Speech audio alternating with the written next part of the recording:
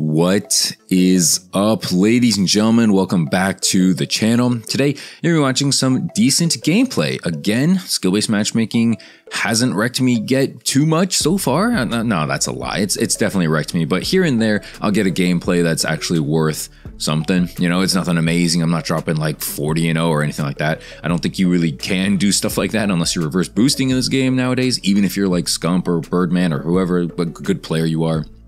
I think, yeah, the matchmaking doesn't really allow for stuff like that to happen. None of those shenanigans unless you pull some shenanigans yourself. But Terminal Tom is back at it again.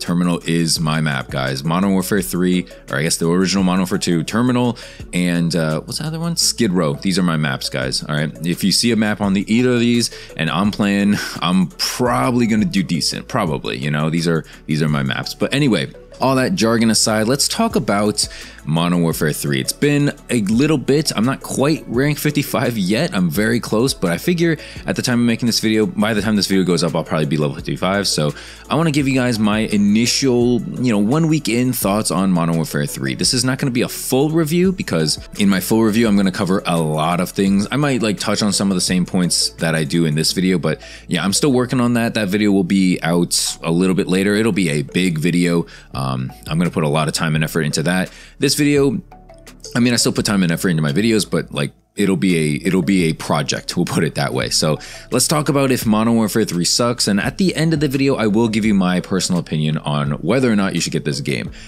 Spoiler alert, if you've seen any of my previous videos, this is not the first video on the channel that you're watching, you probably already know the answer, but I'm not going to spoil it just in case. Anyway, if you're interested in the video, if you enjoy the gameplay, commentary, feel free to leave a like, subscribe if you're new. Okay, the channel is growing again. It's finally nice to see the channel growing after the slog fest that Modern Warfare 2 was, and I guess it's just kind of crazy how slow that game was and how slow channel growth was because of it. Maybe that's just me. Maybe I got to be a better commentator. Maybe I got to be a better YouTuber. I don't know, man, but either way, it's fun playing this game. That's my first point. I want to talk about the good first, because honestly, I think that this game is good. I think there's a lot of positives about this game. You know, call me crazy, call me a shill, whatever. I think that this game has a lot of positives. It's not just the COD cycle, the fact that Modern Warfare 2 was complete ass booty cheeks, but I think that didn't help anything. And I think that does attribute to this game being seemingly a little bit better than it otherwise would have been. Let's talk about the good, right? First up, the maps. The maps are good as a whole. Yes, there's some stinkers. I think Derail, I think Estate, and I think, what's that one?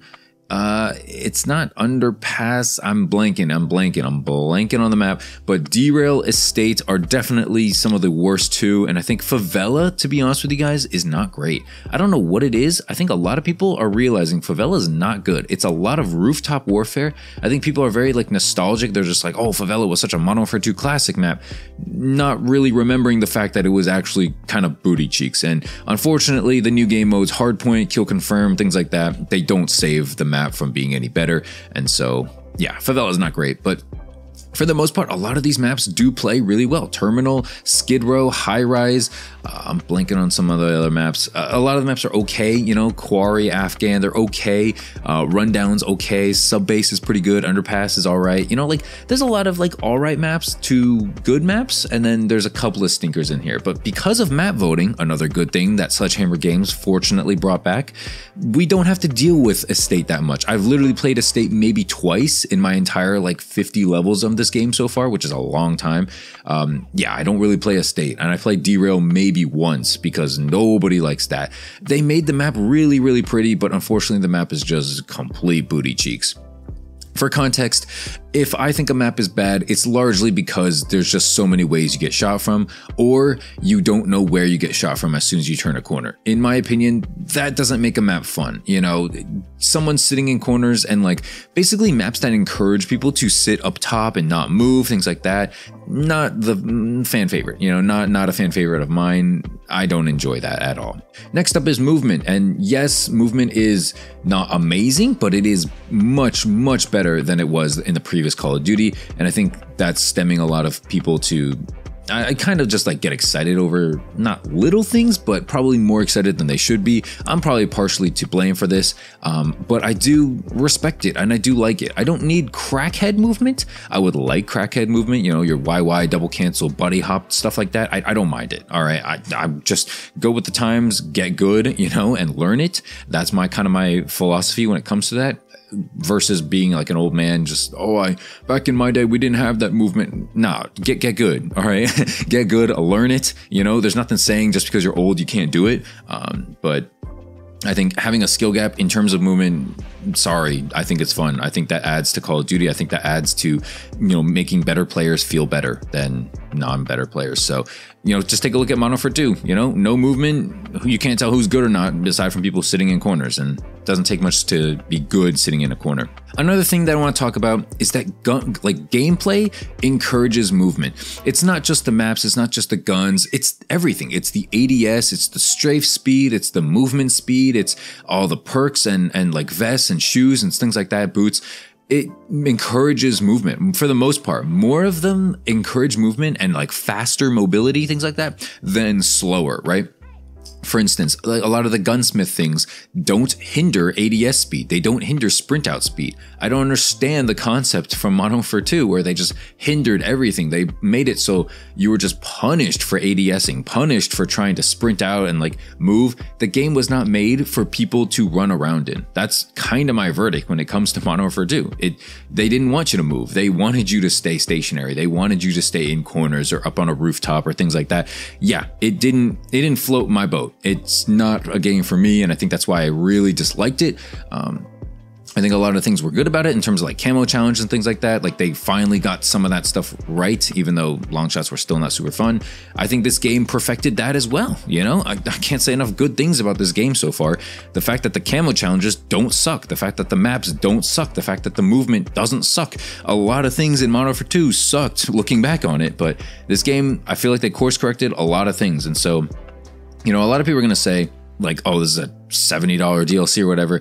To a degree, if you're like looking at it from the outside with no like actual play time of the previous game. But if you played that game a lot and you play this game a lot, you're going to notice, yeah, it's similar, but they play very, very differently. The movement, the encouragement of like the focus, right? The focus on this game is to move, it's to be quick, it's to gain score, gain XP, get camos. The focus on the other game, Modern Warfare 2, is to sit and wait.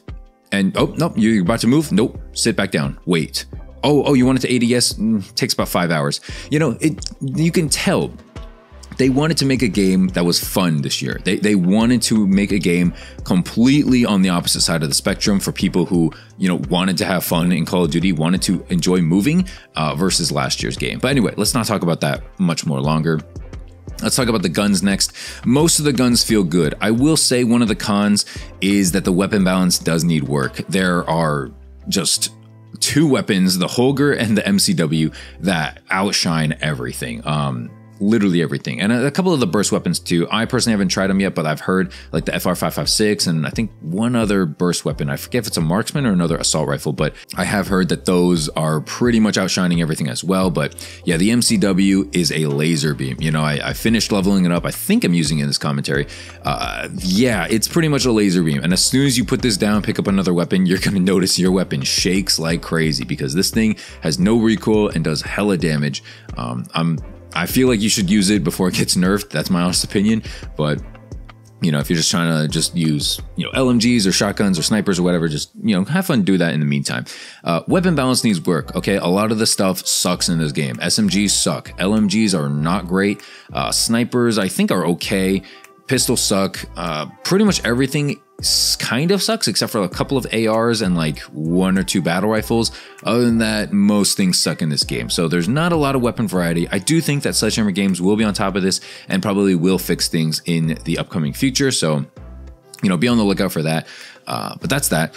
Another thing that I think is good about this game is that map voting and dead silence and minimap, like red dots, are back. And a lot of this stuff shouldn't be praised, but because of how bad Infinity Ward is as developers, it needs to be praised now. A lot of this stuff is back. A lot of this stuff is good and very valid, very needed in Call of Duty, in the world of Call of Duty. Okay, that's my opinion. You know, you don't need map voting for a Call of Duty to be good. You don't need minimap like red dots on the minimap. I guess you kind of do. I think you do need dead silence. I will admit that. But a lot of the other things, I guess you don't necessarily 100% need.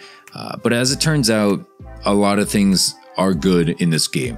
Sledgehammer Games has wanted to like basically have the focus be back on movement and all that kind of stuff. So I think it's so far so good.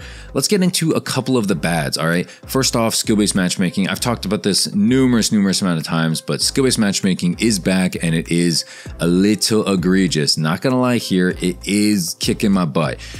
That being said, like in the gameplay you're watching, I can do well, I can do decent, you know? It's not like it's every single day, 24 hours a day. It is very often that I will get rough lobbies, but here and there I will get thrown, you know, an easy lobby or an easier lobby. The armory unlock system is slow to unlock things, okay? It's very slow and it could use some work. I've talked about that in my previous video. And the last thing I want to talk about is that there's not really new content, right? We didn't get new maps. We barely got some new weapons. It kind of feels $70 DLC-ish. It's not fully a $70 DLC, but it does kind of feel that way at times. But that's going to do it for the video. If you want to see a full Modern Warfare 3 review, where I go fully into detail into many more concepts as well as these points, feel free to leave a like and subscribe if you're new, but unfortunately I've run out of time in this video. Thanks so much for watching. Hope you guys have a great rest of the day. I'll see you guys later. Subscribe if you're new, leave a like, follow me on Twitter, and peace, and peace.